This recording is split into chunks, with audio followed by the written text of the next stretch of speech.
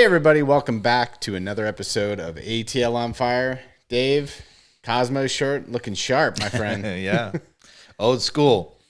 How long you been sporting that thing? Not very long. It's a new old school. Love it. But it's nice. Well, I saw that Cristiano Ronaldo passed Pelé as far as FIFA goals go. Right. So there's the this legend. whole the controversy, right, about what counts as an official game or not. FIFA doesn't recognize 200 some odd goals of Pelé's because there weren't officially recognized games. I heard the commentator say, I've actually scored 1,000 unrecognized goals. Right. In my dreams.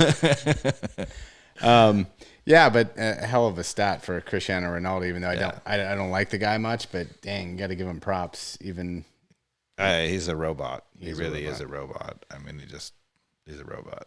Well, Dave, thank you again for bringing some red wine. We're drinking a Chilean cab, right? Yes, it's called Chulga Valley. It's a Laura Hartwig, which is Chilean. It's a Chilean Cabernet. It's quite nice, big. Yeah, real big. I don't know if we've had a Chilean on the podcast before, so I'm broadening our horizons. Love it. I'm not going to complain. So, but for those of you out there who are wine lovers, you really can't go much wrong with a Colchuga Valley wine from Chile. They're really terrific. I'm a fan already. And so we had a squeaky win yesterday evening. We had like 5 o'clock kickoff at the Mercedes-Benz, something like that. Yeah, you want to call up our yeah. So I'll call up our predictions here on the ATL on Fire Twitter. Did a poll on would we have a decisive win, a squeaky bum win, a draw, or a loss. Looks like one Charlotte fan snuck into the poll and gave us a loss is my best guess there. But most people thought 80% we'd have a decisive win and 15% were correct. That's about as squeaky as you can get with the Jake Mulraney. I had squeaky bum win. Woo. So where does the term squeaky bum come from? It's pretty obvious, right? Yeah, I think so. I think we don't need to explain it. All right. Yeah, I think it's just leave it alone. Leave it alone. Yeah. We're gonna leave it alone. So there we go. There's that, and that leaves us what, fourth in the table? If yeah, currently, I mean, if the what is Google's fourth, right? Because there's teams that are 2-1 and 2-0-1. We are of the 2-0-1 variety, 2 wins and a loss, and there are still a couple teams with 2 wins and a tie. There's nobody who's straight undefeated, straight wins. And so Columbus and Philly are the only ones in our division without a loss, right? Correct. Looks like it. So, yeah, you mentioned it in our preseason podcast, right? That if Pineda was going to get this right, knowing we're not at full speed with our squad, we've got to figure out a way to squeak some out here, right? Yeah, I mean, I think I was predicting a very slow start, and I said, look, at best case scenario, somehow Pineda figures out a way to squeak out a couple of ugly wins, and if he can do that and early, then we get all of our firepower back. We're going to be great. So far, well done, Pineda. Yeah, we got clobbered on the road.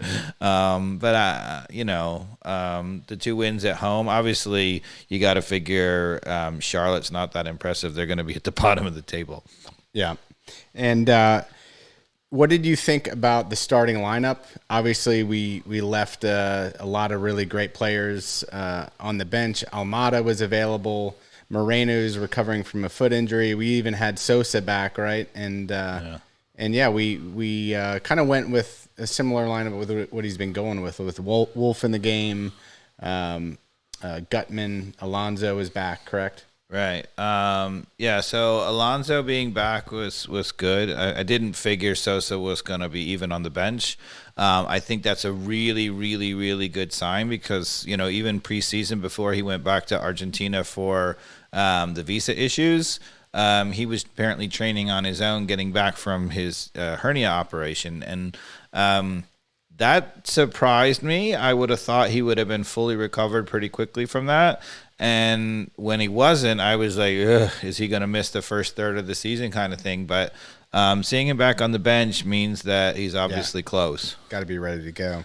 The thing that shocked the heck out of me was Marcelino Moreno.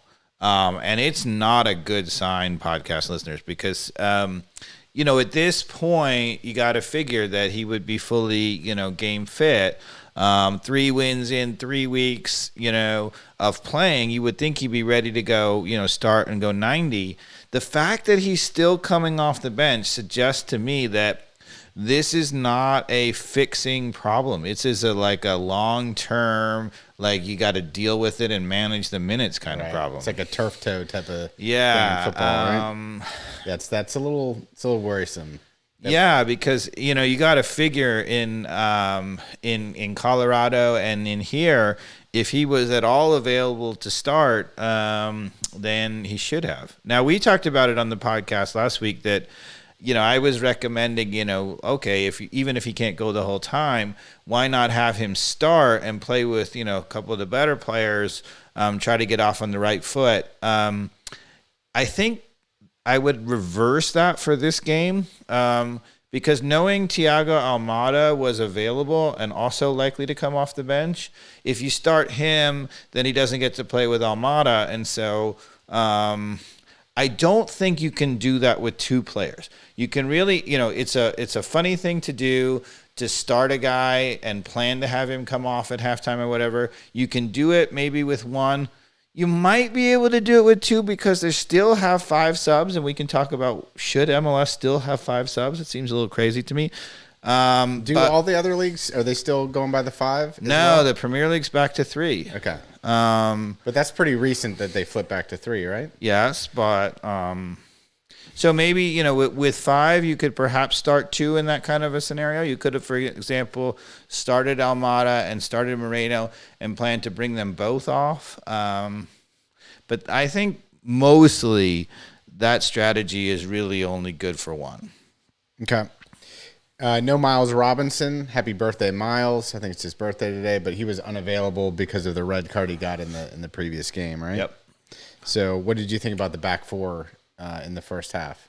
Well, the one thing we were saying all last year is Hernandez. And, when Pineda got a full look at the team, it seems like, Hernandez is the guy. Now, at the very end of this game, he did something clever again, which is we praised Pineda in the first game for actually bringing on Lennon to play in front of Hernandez. In this game, he brought on Mulraney, and he put Lennon back to right back, which also I think was a clever move. I thought Lennon had a decent game. What did you think? He is what he is, right? But out of what he is, like I felt like he gave us a good version of Lennon. I agree, but I think Brooks Lennon, when this team has all of its creativity, Moreno and Almada and Araujo, I think Brooks Lennon becomes a real weapon because his ability to serve a ball opens up the game, and he can pick out players. He's really good at that. When he suddenly becomes the focus of defensive attention, then you start to see he can't beat a guy, and he struggles, and he just becomes this possession guy. I thought he did about as well as you've seen him play. I mean, obviously, he got behind a guy for the penalty kick. You have to say it's not a credit to Charlotte that Brooks Lennon outpaced their left back. That's you're not going to see that too often. Yeah. There was a play though in the first half that was interesting. It was Hernandez played a beautiful ball right along the touchline to Brooks Lennon. It was about halfway through the first half. He was well out in front of the attackers. And one of the things I noticed, where my wife was also pointing it out, that the mid players, Martinez and Josetu, they weren't running that hard. Nobody had any confidence that he was going to either A, take on that guy or beat that guy, right? They were just like, well, he's just going to come back to us. And right. I think that says a lot. Now, I gave us a D- in the first half just because I'm just going on emotion, and I tweeted that on behalf of ATL on Fire. I don't know if that's your opinion, Dave, but I thought it was a pretty lackluster first half. Charlotte had the better chances. We had 2 or 3 good good chances in the first half. But overall, I felt like Charlotte could have easily gotten a goal in the first half. I think D's harsh. We had 73% possession. I think we had the better of the chances. I don't know about that. I think what you were reacting to is the fact that with 73% of the possession, why we're not getting better chances. And I think that's where you have to be disappointed. No, and I felt like we had good chances. We had chances we should have finished. Maybe even 3 of them in that first half, if I recall. But I also felt like Charlotte had 3 that were pretty equal in terms of whatever the rating. If you're going to give it the Dobbs X rating, I would say they're pretty well matched in terms of having an opportunity to go in the back of the I didn't net. see what the expected goals were from the game. Did you? I did not, and I'd be curious what that was per half too. So what went well out of the gates? You knew Charlotte was going to play a certain way against an Atlanta team playing at home. Anything unusual from your perspective in terms of the way Charlotte approached the game, or how did you grade them? If you're a Charlotte fan, it's gonna be a long season. They don't look to me like they have any kind of second gear at all, right? There's no dynamic, right? They have a lot of guys who are strong, they're decent on the ball or whatever, but there was no interchanging, there was no movement, there was not a lot of creativity. Not the kind of things that make defenders worry. So if you're Charlotte, you have to say, look, you got to be really, really disciplined defensively and really work on your free kicks because they're not going to score goals. Yeah. I don't know. I felt like, again, they seemed a little more dangerous than I was expecting. I hear what you're saying in terms of having that's your expectations talking. Maybe you're expecting them to be so bad. I was expecting. Well, I thought after their home opener, they were going to be kind of coming down from a little bit of a adrenaline high hangover because I felt like watching that game, they played over their ability. So I thought them coming to Atlanta was going to be much tougher for them than. Yeah, they were really unlucky in that game. LA scored really late, and it was all to play for. They were working their butts off in that game in front of the huge crowd, and probably deserved better. Probably deserved a draw in that game. So it seemed like some fans came down from Charlotte. Had a couple guys sitting in front of me. They were nice guys. Steven. Starting the rivalry, Mikey Dobbs. Starting the rivalry. We got to have a couple more wins, losses for it to be a real rivalry, but I'd much prefer Charlotte fans over Orlando fans if I got to pick a rivalry. A little more tolerable for me. Oh, for sure. Because I might actually, have a real problem with Orlando is kind of like, how it's so Spursy. Orlando will find a way to do something. Yeah. I mean, Orlando is just a thorn of people. It's like, it's not in the Panhandle, but if you've ever been in the Panhandle of Florida, Dave, it's a scary place if you've stopped at a gas station. Outside of I've been to Disney World. Does that count? Oh, good point. Yeah, let's go back to Orlando. It says Do you know Mikey Dobbs? Here's a little tangent. When I was a kid, I was walking into Disney World, and we went through the gates, and a bunch of sirens went off or whatever, and they were celebrating their whatever anniversary, and I was a customer or whatever, and I won a pass that can be used anytime during your life. That's awesome. Needless to say, I've basically never been back. So yeah, sorry about that, Disney. Walt hooked you up, but no go. So I also saw years ago, there was another funny story. There was Ryan Giggs was on vacation, and so many of the European players at that time vacationed in the U.S. because they weren't really recognized as much, right?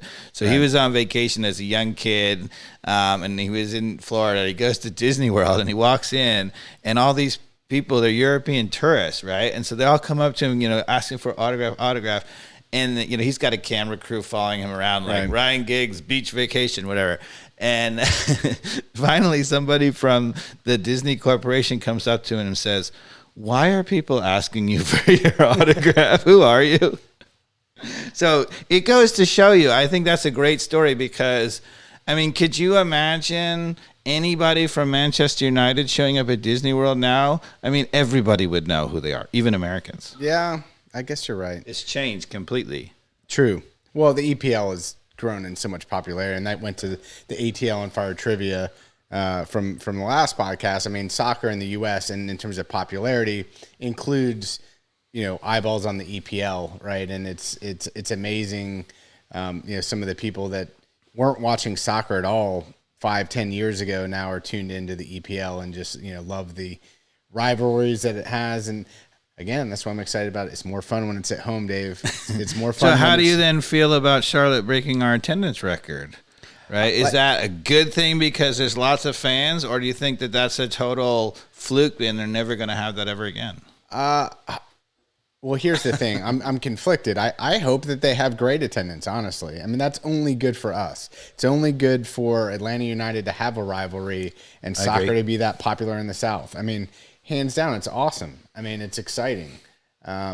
If you really want soccer to be next level in the MLS, you have to have that. So you're damn right. Charlotte fans, get in the stadium and support it because it's a hell of a lot more fun than a lot of other sports. I mean, I think baseball is a total snoozer. I mean, I love playoff baseball, but the regular season of baseball is just it's just statistics until you get to the playoffs. Hockey, now you're going to have a zillion doubleheaders to try to make up for the first 2 weeks missed. Yeah. So maybe that's better. Well, it sounds like baseball is also coming to a resolution on their terms, from what I heard. Yeah, it's done, right? They are going to have all 162 games, but they're squeezing it into a shorter season by having a bunch of doubleheaders. Okay, so maybe that's more entertaining. Yeah, I don't know. Maybe. I don't know. Shorten the game. I don't even know. Baseball, in general, is just boring. So yes, Charlotte people, go out there and support Charlotte. I hope you guys fill the stadium every week. I'm about it. They might need a better team before that happens. Yeah. Back to the game, back to the game though, break down what you liked and disliked about, just the tactics in general, the way that the team looked. You know what's interesting? To be honest, the team doesn't look that different from what it looked under De Boer. The outside guys go forward a lot automatically. The formation is basically the same. You could argue that we've upgraded a little bit the talent since then. That's one thing that's happened. And maybe Pineda is much more willing to have them try to go forward and make a mistake. And so, that's on him. But, honestly, what our tactics seem like, which is not a terrible thing, our tactics seem like what the modern football is doing right now. It's like if you had to go and poll the world of football and say, what does modern tactics look like? What is the most common lineup or formation that's being played? That's what we're doing. Yeah. 4-3-3, right? Yeah, well, it's not just even a 4-3-3, but it's a 4-3-3 with the outside guys going really far up the field pretty quickly. Tactically, it's pretty generic. That being said, we have one of the best lineups in the whole league. So, do you have to do anything more than that? No, maybe not. Gutman, what did you think of his performance? Gutman is terrific. Hernandez is terrific. Yeah. I think that we have a serious upgrade that's going to really help us. And it does feel like the back four ultimately could get to the point where we're giving up, 1 goal a game. I love the fact that Pineda is recognized Hernandez is the better fullback and Lennon is better positioned, in front going up the wing. Like we saw, using his speed, using kind of that classic, you know what you're going to get from him, but that's what you get. And it was a penalty, right, which was the first goal. Yeah, I mean, Hernandez plays an amazing, 40, 50-yard ball straight over and hits the perfect weight to it that allows Lennon to get in behind for the penalty. One of the things you say about Pineda that's an upgrade even on, let's say De Boer, he seems to recognize the talent better than DeBoer is. Like he can actually, DeBoer, we were constantly questioning, who's the right guy here. When we said, okay, this is what our lineup should be, barring last year where he didn't want to tweak stuff, it seems like for the beginning of this year, the lineup has been exactly what you would expect. Right. I agree. So he's not overthinking it. Right. Remember we were constantly talking about DeBoer, maybe he's overthinking it. He was. And he switched the formation around a little bit more, just overthinking it. Like we've got the players to play 4 in the back. And even with, last week where he had to put, George Campbell in a unique situation, I think he didn't overthink it. He was like, that was the logical thing to do. Kept the formation the same and moved Campbell into that spot, which made a lot of sense. He was like, look, we have 3 terrific center backs, and at that time we really didn't have many good midfielders available, and so that made a ton of sense to me, right? Yeah. I didn't think he was going to do that, and I would have said, DeBoer wouldn't have done that. So that's, Pineda getting it right for the most part. I like that. Now, that being said, the thing that still bothers me, and this is, maybe not a critique of Pineda so much as it is the current sexy formation. We again are having Hernandez and Gutman fly up the field. And a number of times when we gave up the ball somewhere in the middle, they're scrambling to get back and not getting back. I mean, there was one time in the first half where we gave up the ball and Gutman was so far up the field making a run, and they had a counterattack, Charlotte did. George Campbell was in the middle, never looked out wide. If the guy had any kind of vision, right, he would have put him right in for a goal. Yeah. A good team would have punished us for that, and that worries me. So the penalty against Lennon, penalty or no for you? I think shambolic defending, but yeah, penalty. Yeah. I'm always of the persuasion that I hate these penalties when they're not really going anywhere. When they're kind of towards the edge of the box. That being said, in that case, no, he's not going straight to goal, but he's behind him and he's going to have a chance to put in a super dangerous cross. So in that point, to me, if the guy if the defender makes any kind of, illegal way to obstruct that, that's got to be a penalty. And it was clearly he put his arm out, he shoved him. I think it's a clear penalty. I agree. I was on the opposite. You were in our seats. I was in the corner on the far end, with our friends who were nice enough to take us to the game. And you could tell from even 100 yards away, it was a penalty. Like, it was like you could see the initiation of the arm going up and pushing. Like, I could see it from that far away that, it was not shoulder to shoulder and that he probably didn't need to do it. It seemed kind of obvious even from there. So when I went back and looked at the replay, I agree. It was just kind of lazy defending, honestly. It just...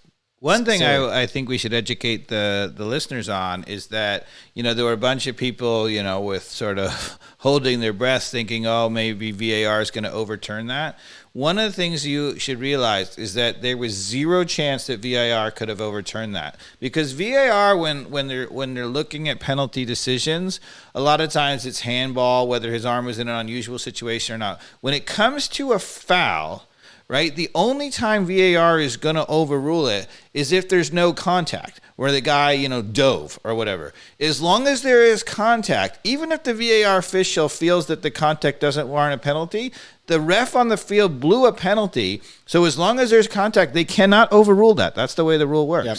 So there was never going to overrule that. People were all in our section were like, oh, VAR, whatever. I'm like, I'm not worried one iota. They can't overrule that. It can never happen. So Joseph Martinez steps up, does his stutter kick classic that drives me crazy, but you know what? Puts it in the back of the net. And I put it right in the corner because the goalkeeper who was terrific all night for Charlotte. If you got to say one thing about Charlotte, they look like they have terrific goalkeeping. And he came close to getting that ball. He guessed right, but it was right in the corner. So what minute was that? That was like the 53rd minute, something like that? I think it was like closer to 58. Okay. 50. So it's interesting, Pineda didn't. He had a short leash. It was very clear that Almada was coming off the bench and Moreno was coming off the bench. It was just a question of when. And again, normally as a coach, you would say, look, don't put him on at halftime because that's just a waste. You got guys who are rested. Even if you plan to bring them on, why not have them run their butts off for 5 or 10 minutes and, basically tire themselves out, and then you have an extra player to bring on. So that makes total sense that they don't come on at halftime, right? And then the question is, okay, how long is the leash going to be? Are you saying, look, are they doing well? If they're doing well, he waits 10 minutes, whatever. Pineda was having none of it. I mean, they were lined up and ready to check in at the 52nd minute. That's 7 minutes into the second half, Mikey Dowes. So you like that move? Yes. Okay. That's what because I'm hearing. what I said is that, even when I saw the lineup, right, you would say, okay, if your plan, if you're Pineda, God help you, you think Charlotte's terrible and we should score against them no matter what. We should have a lot of possession. But if we don't, as long as we stay at 0-0 to the time when you can get Moreno and Almada in the game, you figure you're going to win it. Yeah.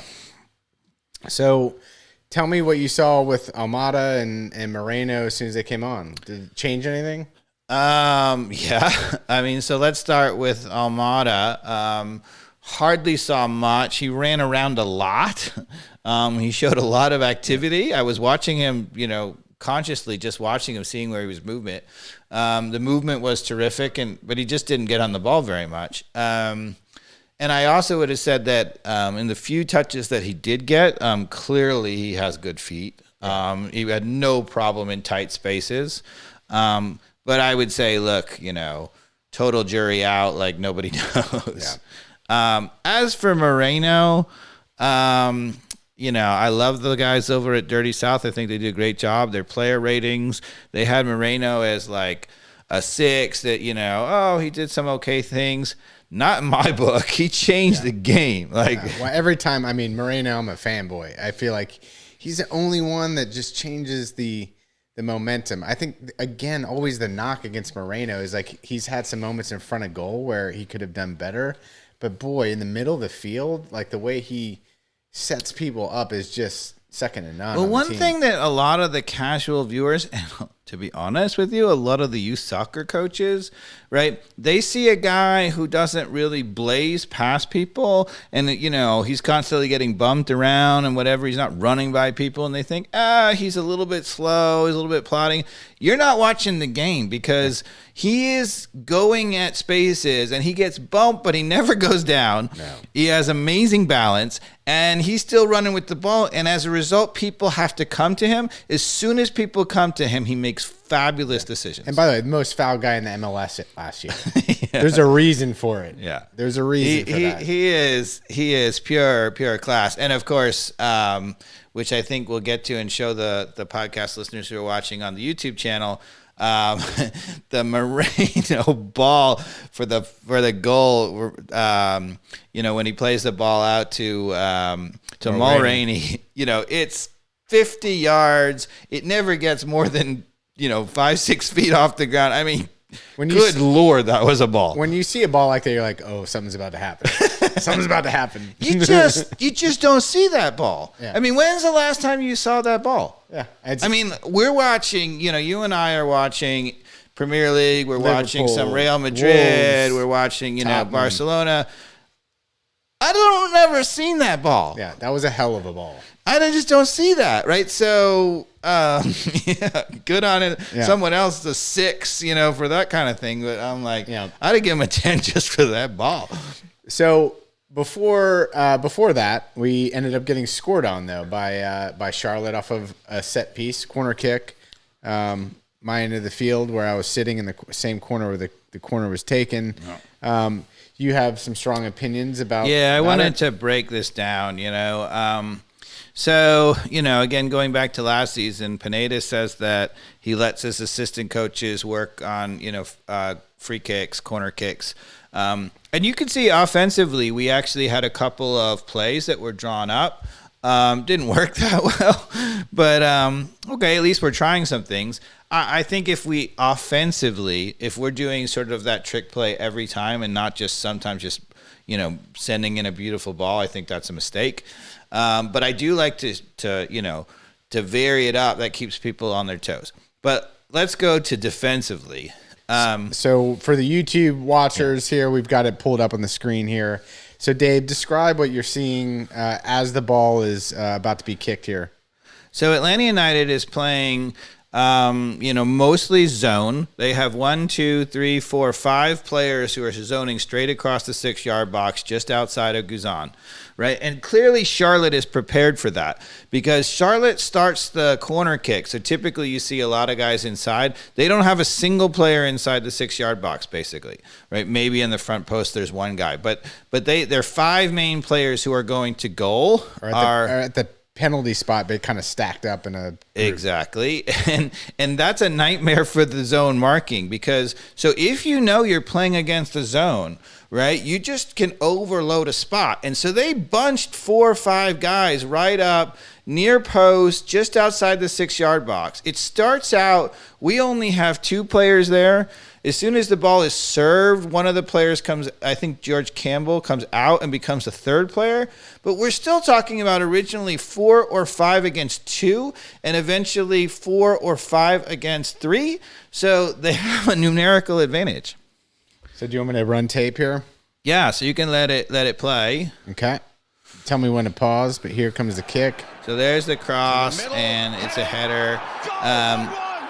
So I think if you go back and try to pause it right around the time he's making the header and play it again. So first of all, I should say that the header is not that strong, right? So go one more. Now, pause. Okay. So the header is not that strong. So Mikey Dobbs has paused it. The Charlotte player has headed it.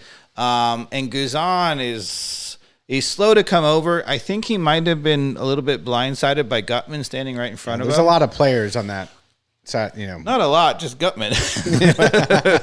But he is standing right in his sight line. But anyway, he ultimately gets a full hand on the ball. I think he's got to save that.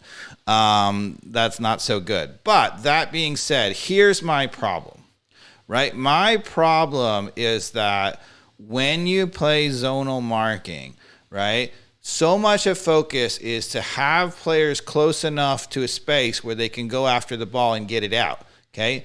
If you don't win that first ball, okay, nobody is assigned to staying with anybody.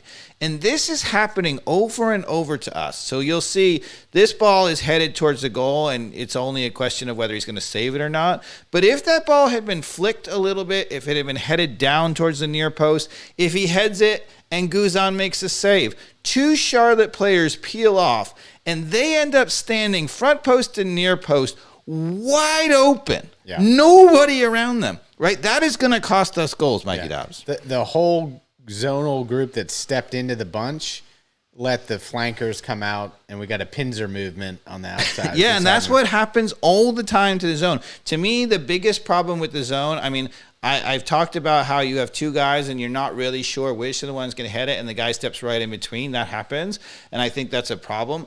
I think even a bigger problem is what happens after the initial contact. Because, I was making this analogy before. Like, if you're playing zone in the NFL, right? In the zone in the NFL, quarterback's throwing it, and you're trying to either knock down the pass or tackle the guy once he gets the pass. There's no secondary ball. In soccer, that's not true.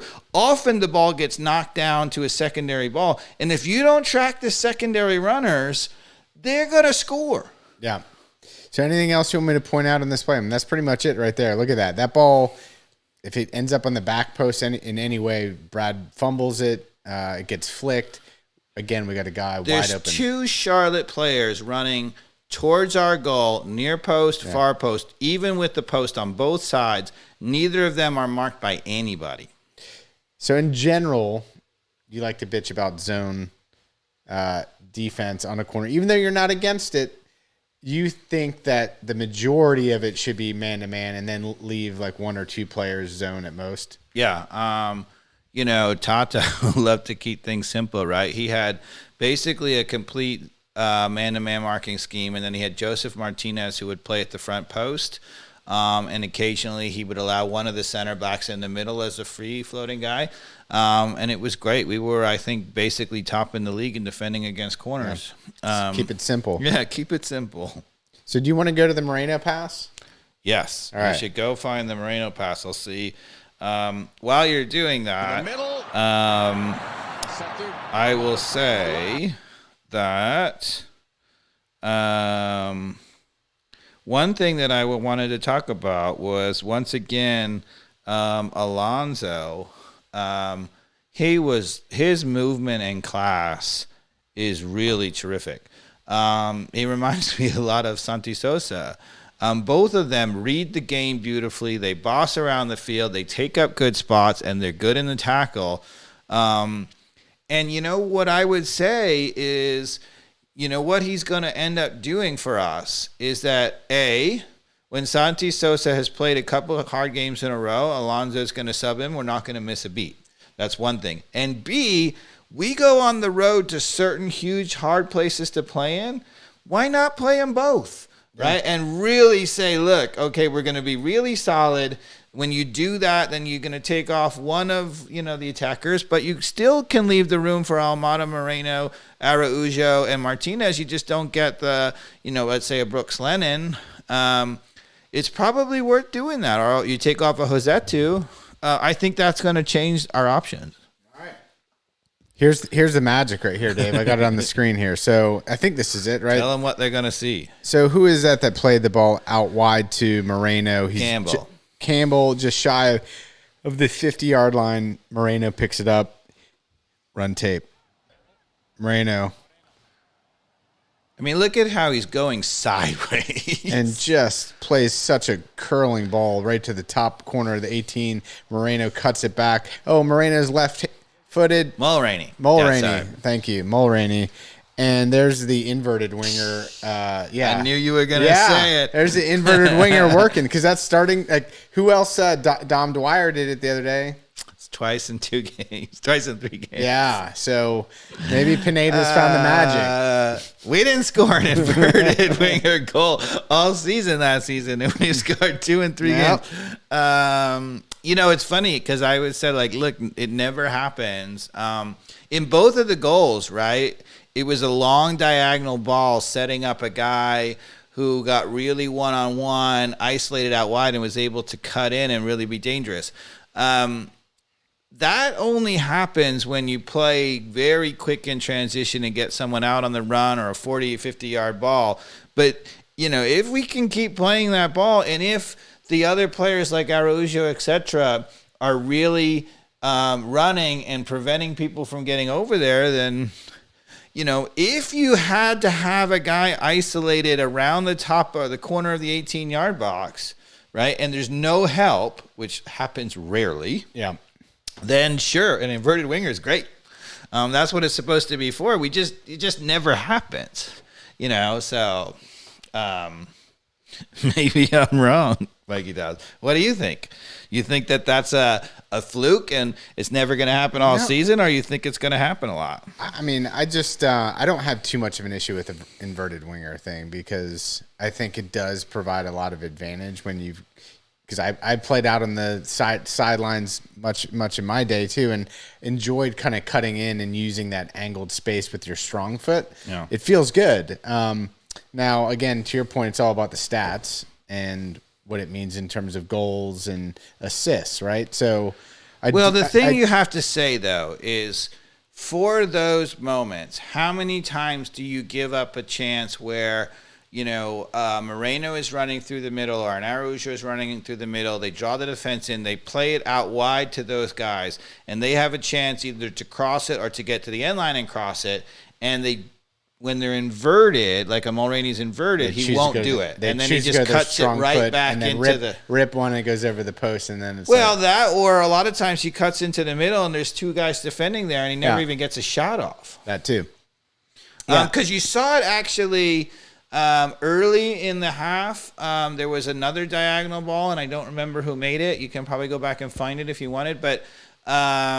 Gutman gets behind their left back off a really long diagonal pass, right? And there he takes a beautiful first touch in, and he ran right into goal. It was the first chance we had on game. He should have scored.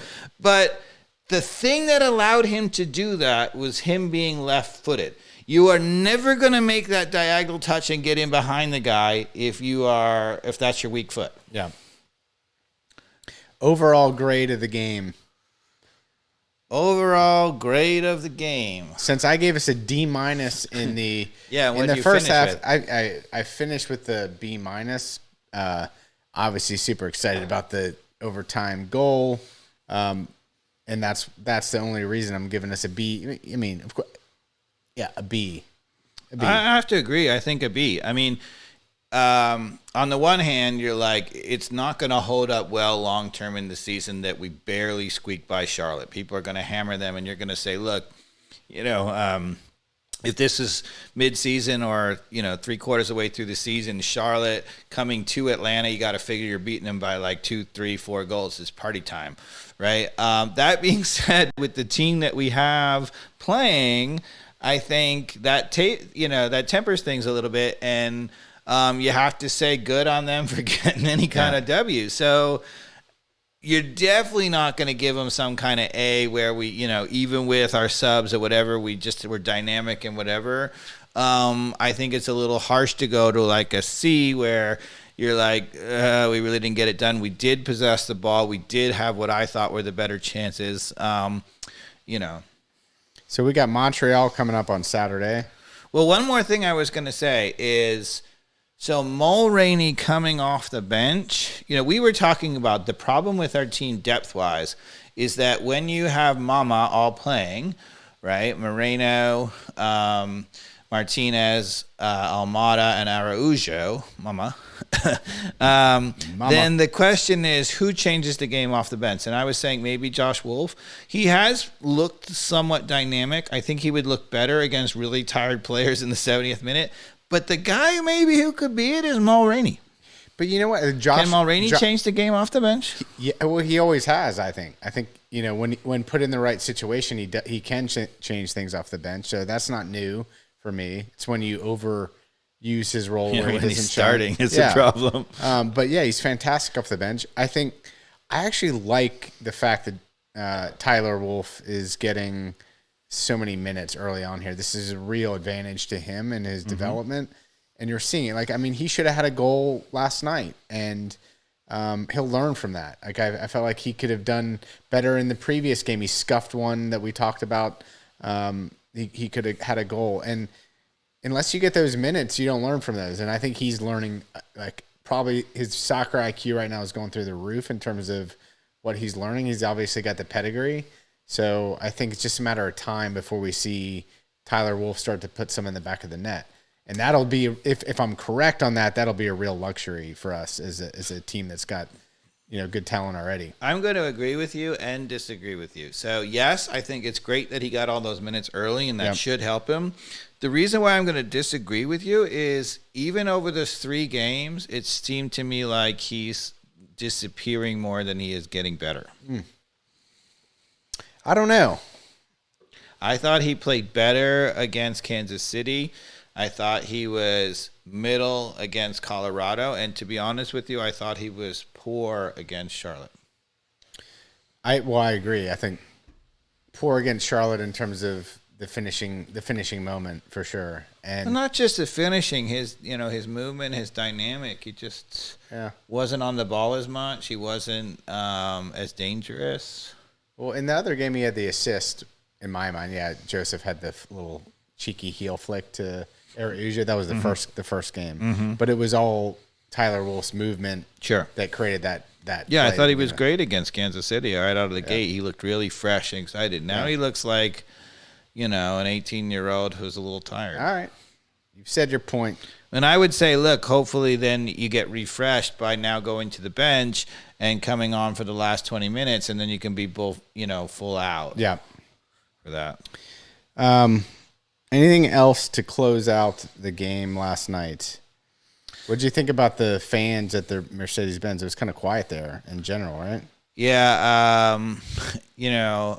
I think you and I got to pen an op-ed, to the AJC because Yeah, we're trying to come up with a few more chants or whatever. We talked in the podcast at the parking lot how they gave us bracelets that are supposed to have all the chants. There's two things that have to happen. One is there has to be more player chants. The other thing that you have to realize in Mercedes-Benz, so if you look at our chants, the ones that work best in Mercedes-Benz are the call and response, right? So the best chant that we have is Atlanta United, where the supporter section is saying Atlanta, the rest of the crowd is saying United. There was a moment in the game where they had Joseph Martinez call and response. Yep. It worked really, really well.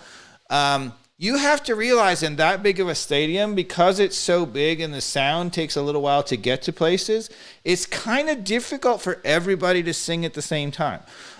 Even if you have them doing that. Yeah. So I'm not saying they should make everything call and response. I love the chant "We Are the A" from way down south, but they didn't do that last night, did they? They did a little bit, yeah, okay. But not as much. But what needs to happen is you have to realize that stadium, what's good, what works, what doesn't work, and I think having more songs that are call and response would really help. Because when the whole crowd responds, it's really loud. Yeah. And then obviously it needs to be about individual players more than just, things. And then of course the third aspect, we still have this, the Viking clap ATL is a great chant, right? But the guy who's orchestrating it and running it needs to be able to see the game and decide when to do it. What they're doing right now is they always do it, 6-7 minutes from halftime, 6-7 minutes before the end of the game. I get that what they're trying, maybe the idea is, we're wearing down a little bit, get the crowd fired up for the last 5 minutes. Yeah. But it's a chant that works really well when there's nothing going on. As soon as people start, excitement about a play, it gets in the way of that and it disappears. So that needs to be something that's seen by the orchestra leader, for better words, and actually used in good spots. Yeah. Right? There needs to be some thought put into it. I know. It was really flat last night, I thought. Well, and it also becomes flat when everybody's expecting the same thing at the same time. It becomes monotonous. You're like, okay, this, we always start with, we ready. We always get the Viking clap with 6 minutes to go in the half. Like, there's certain spontaneity to knowing, if we have a spell of possession and we can get that going and keep it, get excited, it would work. Or if we're under the defense, for a little while and, basically being pinned in for a little while, you can get us out of it. So Archie Eversole? Am I pronouncing that correctly? He's the one, he did the "We Ready" chant. Yeah, right. He finally responded to my Twitter DM, and maybe we can coax him to do something. We need something else original. Yes, we need some Atlanta locals to bring us. And with our amazing Atlanta tradition of hip hop, etc., right? Totally. You would think we could take some really famous, sort of hip hop tunes and do some kind of call and response to it, and really be original. Yeah, instead of Eels doing like a silly rap thing on YouTube on a desk, let's actually create some content that. There's so much talent, that even Dr. Dre would be jealous of from the Super Bowl halftime, that Atlanta hip hop should be able to do something with Atlanta United. Now on the flip side, I would say you have to give them credit for the TIFO. The TIFO was amazing. I missed it. At the beginning of the game, it was Arthur Blank in his I'm the man kind of pose. Yeah. And then it had the trophies on the bottom, and each trophy it said, "These are trophies you don't have." With Charlotte, it's our 3 trophies: the Championes Cup, the U.S. Open Cup, and our MLS Champions title. So we have 3 trophies. And it said, "Hey, Charlotte, these are 3 you don't have," which is a bit harsh because they couldn't have it. There's only the third game, but they're not getting it this year, Mikey Dobbs. Well, hopefully it didn't have Arthur Blank in 2016 with Tom Brady standing next to him. Jeez. Yeah. Tom Brady coming out of retirement. Yes. Going back to Tampa Bay. Yeah. I think he was inspired by Cristiano Ronaldo. I know. He was at Old Trafford to watch Cristiano Ronaldo score his hat trick, and I think he said, I still like when people cheer I think that's me. So, credit to the Premier League. You brought, if you're out there, a Tampa Bay fan, right, you should write thank you note. Right? I think there's a lot to that. I'm not going to lie. Like, I think there was some emotional play there with him watching, there's something to it. Although, to be fair, honestly, I don't really think he ever truly retired. Like, it was a bit of a ploy. Yeah, I right? mean, you got to. It's like Brett Favre. You got to create a little bit of drama before. Some drama. I'm taking my talents to South Beach, LeBron style. So, what do you think about Montreal? We're gonna win that game. It's at home again. Montreal's not a great team.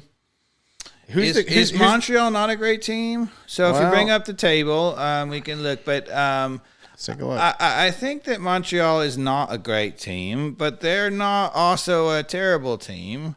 They're at the bottom of the table, Dave. So they've had a tough schedule. Look at the games they've played. Click on that, right?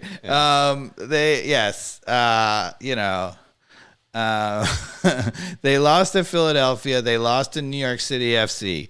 They did lose to Orlando, but New York City FC and Philadelphia are two really good teams, right? So they've had a tough schedule.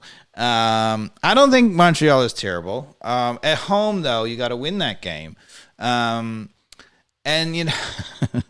the question I'll throw back to you is, before you ask me whether we're going to win, who's playing? Like, is Sosa back and playing? Is Moreno available to start? I mean, crying out loud, I had no clue, man.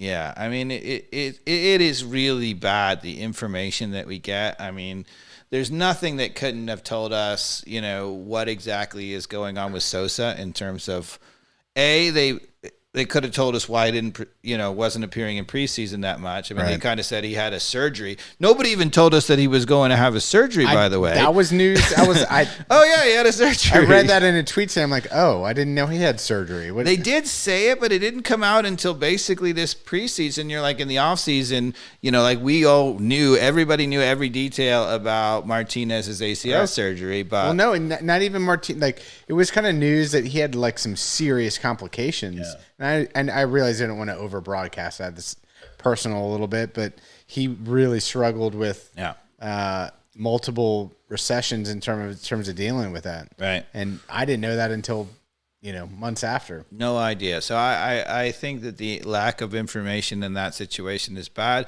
The lack of information on Alonso. I mean, so Alonso travels with the team to Colorado.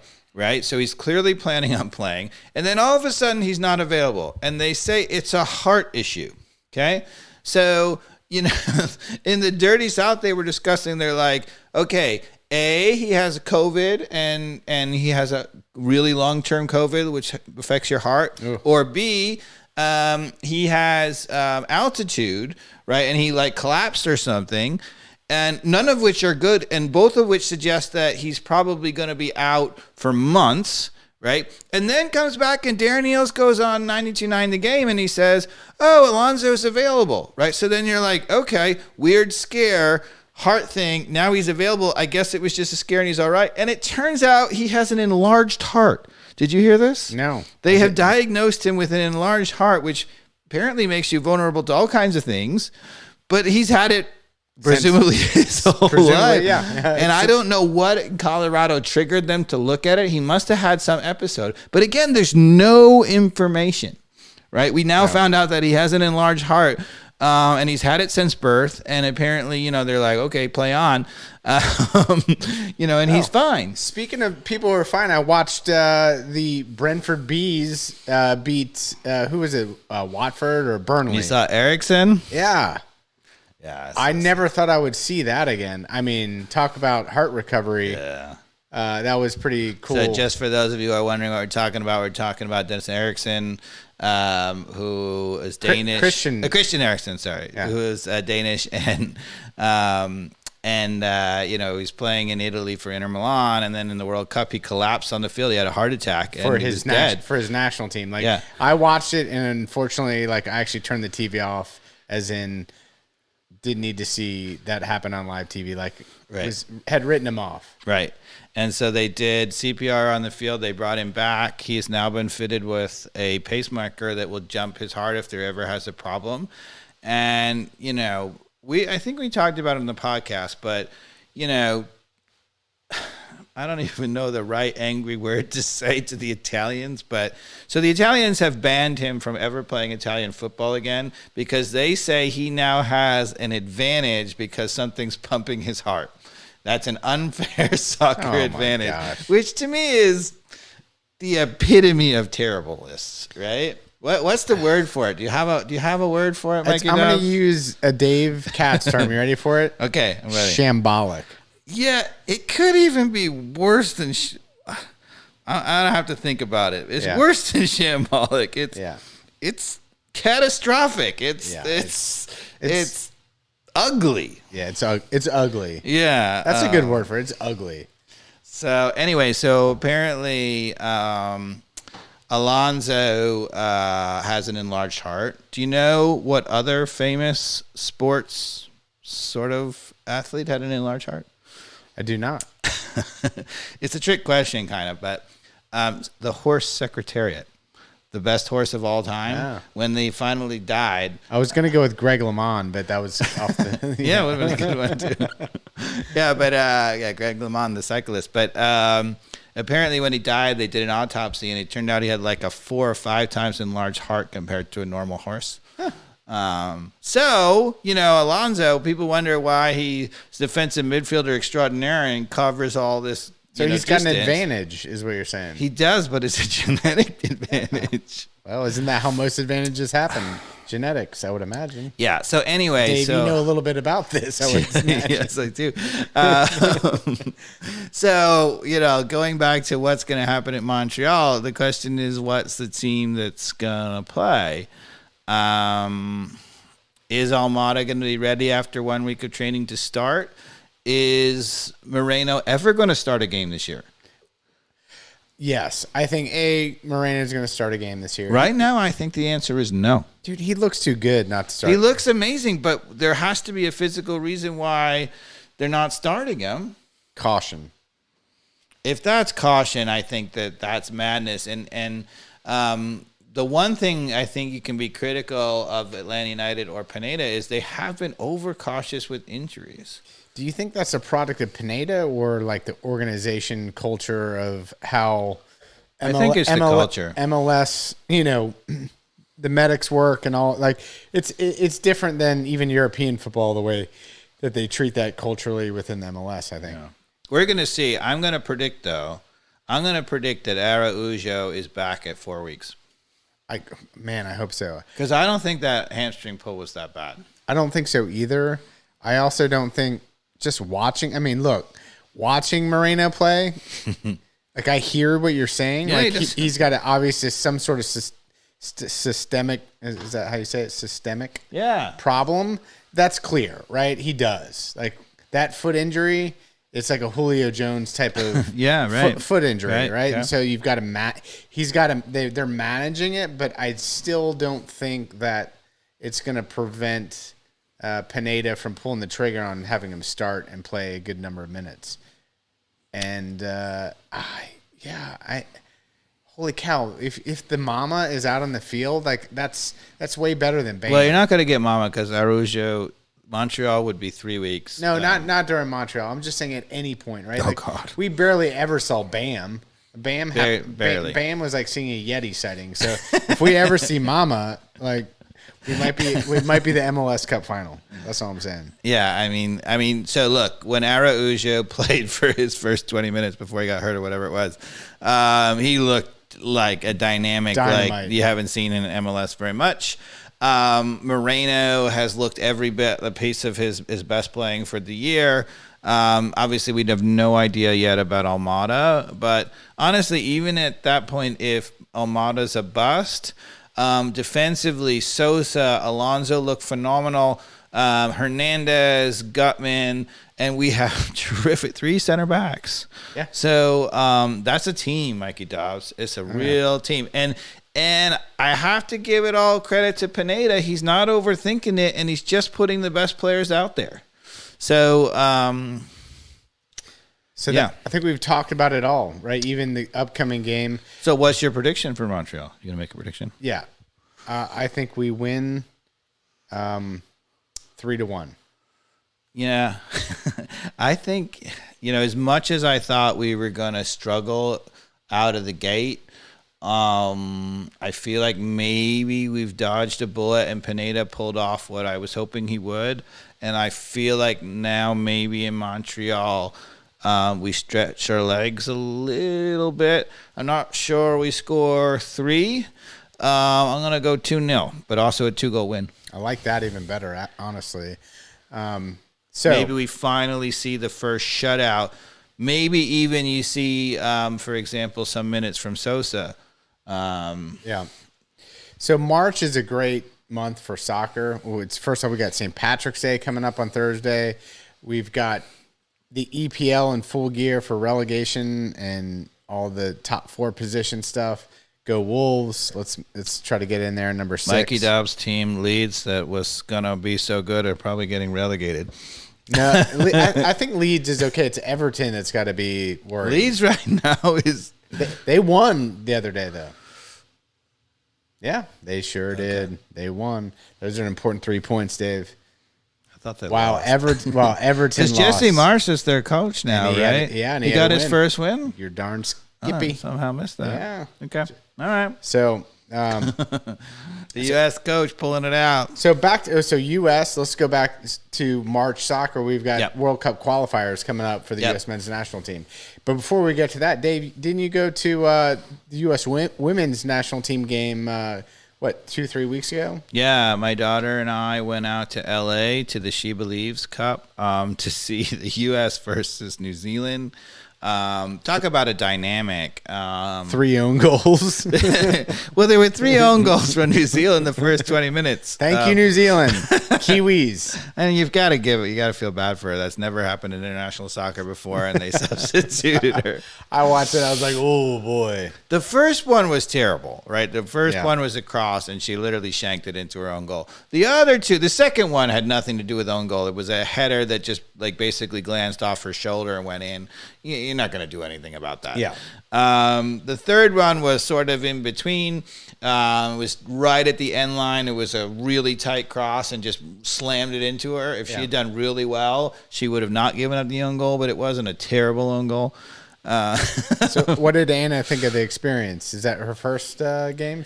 Her first women's national team game. And yeah, I mean, the thing that I love, talk about, the world. I mean, on the podcast, we don't talk about world events, thankfully, and we're not going to now. But there are some things in the world that are going on that are not so great. And one of the things that, to me, suggests real progress and a reason to hope about this world, when you go to women's U.S. national team games, you see boys wearing women's national team jerseys, idolizing the women's players. That, to me, is fantastic. Right on. Now, back to the boys. I mean, the girls, too, but the girls have been idolizing that women's national team for forever. And it just suggests that, for a while, the women's soccer was considered to be second class or whatever. And they're not. I mean, they're way better than the men. And to have people be like, no, this is really amazing, and I can idolize, the best the best U.S. national team player in the country, which is probably a woman, is awesome. Agreed. And so I was going to say back to the boys, which are still making us nervous to qualify for the World Cup. Everybody's rooting for them. We've got to win, right? We've got the final leg coming up of qualification. Tell us a little bit about what you expect. The big game is Panama, correct? Correct. We have to win. If we win, I think that we clinch it, right? I think so, yeah. But no Weston McKennie. So he broke his foot in 2 places, and he's out for the rest of the season. That's not good. I mean, it's not good for qualifying, although one thing you'll say is he's been playing so many matches. The rest is maybe not the worst thing, considering, it's going to be a funny World Cup. We've talked about it a little bit. But so the World Cup is coming in December. Here in the U.S., you're going to be watching World Cup soccer over Christmas, basically leading up into the holidays. And I think the final games are close to Christmas. So I'm just literally going to be stuck in front of a TV all through the holiday breaks. It sounds like. Yeah, you're gonna get the Christmas 15. Start like around Thanksgiving and basically so Thanksgiving to Christmas. Forget it. I'm gonna be like another waffles and mint, please.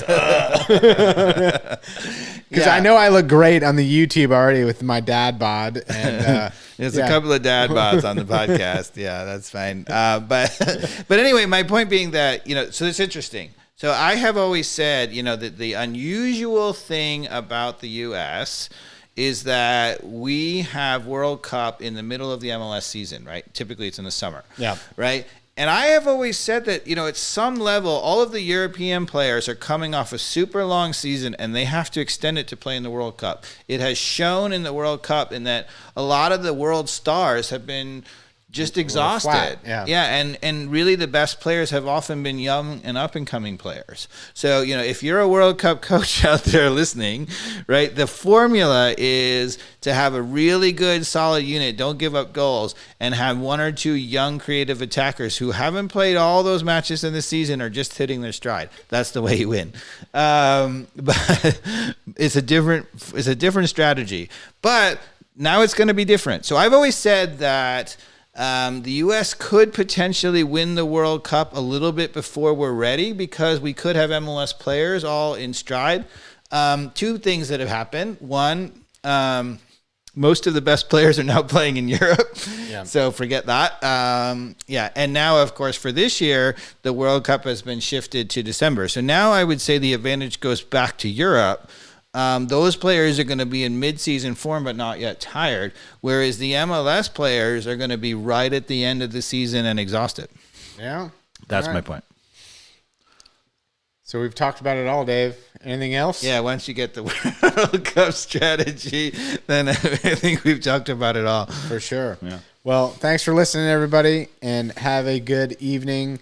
This is ATL on Fire. Thanks for supporting us.